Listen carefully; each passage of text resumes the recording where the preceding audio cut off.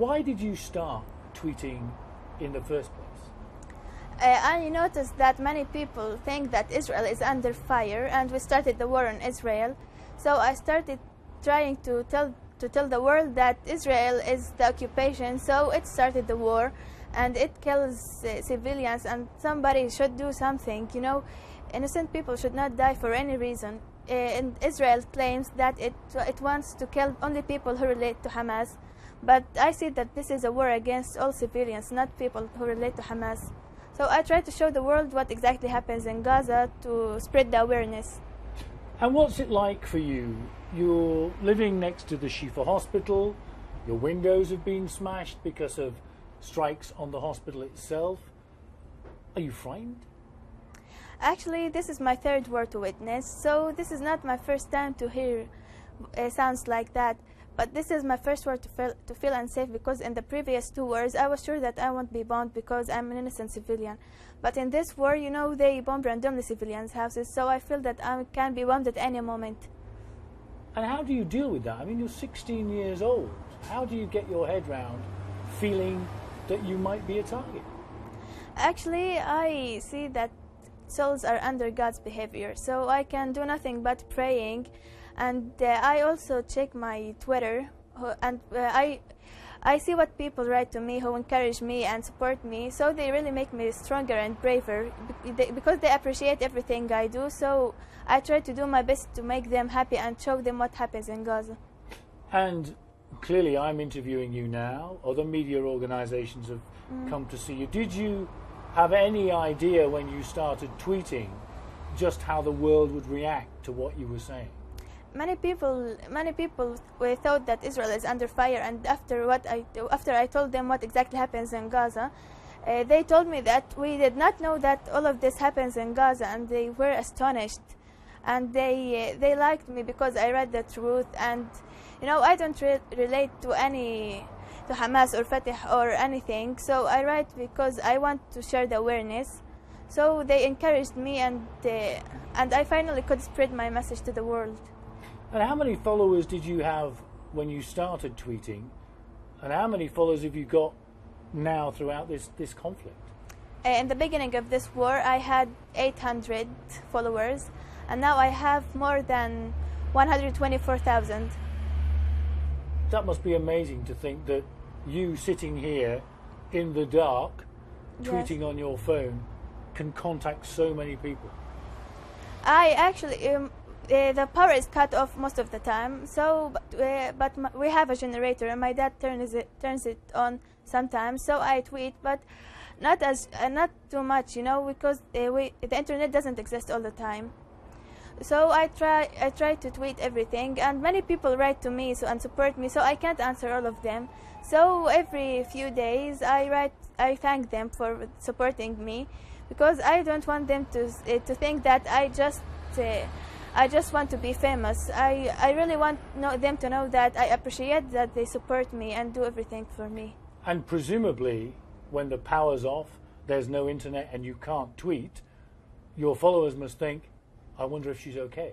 Yes, many of them ask my friends on Twitter and ask my sister if I'm okay. So my friends call me on the phone and ask me if I'm okay.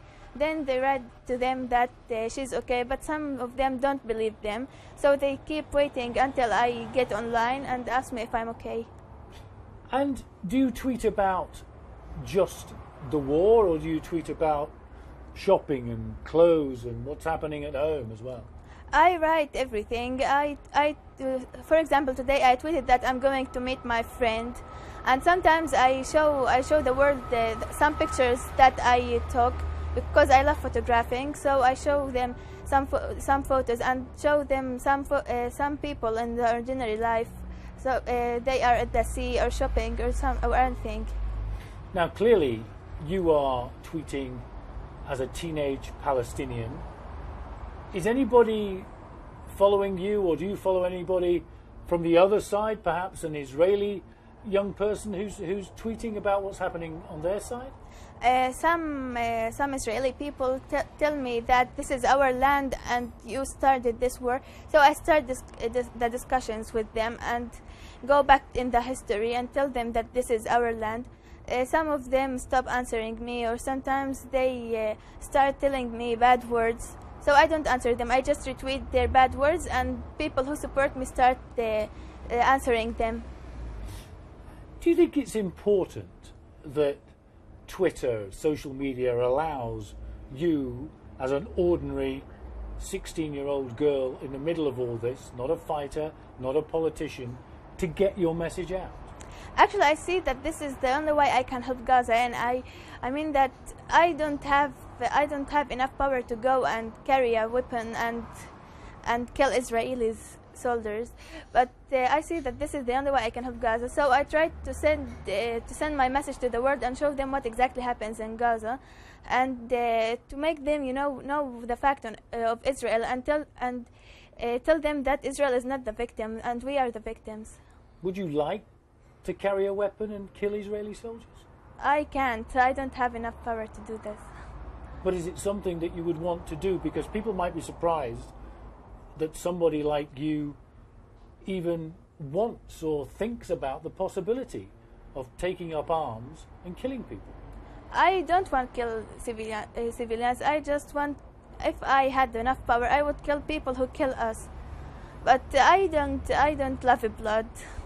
So I just keep sending my message to the world peacefully. And if anybody in the Israeli government happens to see this, if Benjamin Netanyahu sees this or is told about this, what would you say to them? I would tell them that they should stop this war and break the siege that kills us. Since I was born, I have been suffering because of siege.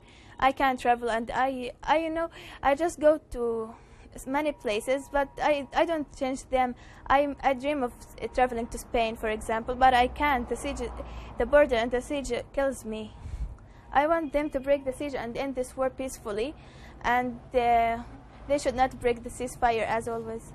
And what would you say to those people, both in Israel and in the wider world, who say Hamas is firing rockets into Israel? Hamas is enticing Israel to fight back and defend itself. It's true, isn't it? Many people on Twitter told me that Hamas hides behind us, but I tried to tell them that Hamas defends us, and it tries its best to stop this. And I'm a civilian, and I see that Hamas doesn't take me as a human shield, and this is the message that I'm trying to spread right now. How difficult is it for you? This is the third conflict of this type in the last 5 or 6 years. So since you were 10 years old, yes, we're now in the third one. It must be very difficult for you to imagine living without this kind of conflict.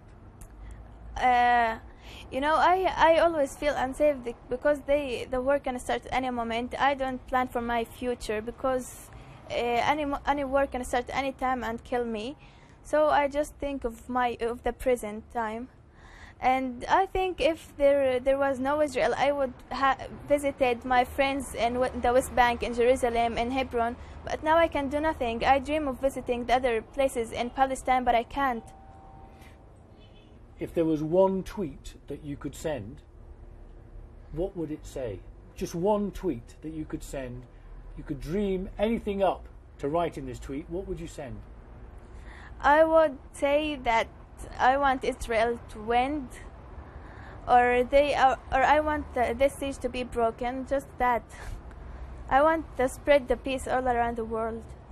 So the tweet you want to send is that this war is over, Gaza is free, the blockade is lifted, and Israel and Palestine can live side by side peacefully. And all occupied cities should be free. I want all the people all around the world to be free, and peace is spread all around the world. Now, you told me earlier that you couldn't plan for your future because you didn't know whether you were going to survive. Yes. If you could plan for your future, and I'm sure you actually do, what would you want to be? What do you want to do with your life? I would try my best to go to Spain. It's my dream country. And I would like to be a lawyer. I just want to care about the Palestinian situation and try to bring back our rights, which have been stolen from us since 1948. And I want to spread peace all around the world. Some people might be listening to this and saying, hey, look, this is a 16-year-old girl. She's in the middle of a conflict zone. Why isn't she talking about music and clothes and going out with her friends? Is it so important to you to spread the message about the war that you put that stuff to one side? I don't care about all those other things. The war forces us to think of that. You know what? For example, I'm a music addict. But now I'm not in the mood to listen to music. I just keep listening to news. I can't enjoy my life while my brothers and sisters in Gaza are dying and being killed for no reason. They are punished for no reason. So I can't be happy. I just try to show the world what exactly happens in Gaza. And after this war ends, I will be back to enjoy my life. And when do you think this war will end? What do you think will have to happen to stop this fighting? When Hamas and Israel have a deal that I don't want this war to end, but with our conditions, which will allow us to live freely. And my first condition would be is breaking the siege. You want to be able to go out from Gaza? Yes. And get on a plane to Spain? Yeah. Thank you very much indeed. You're welcome.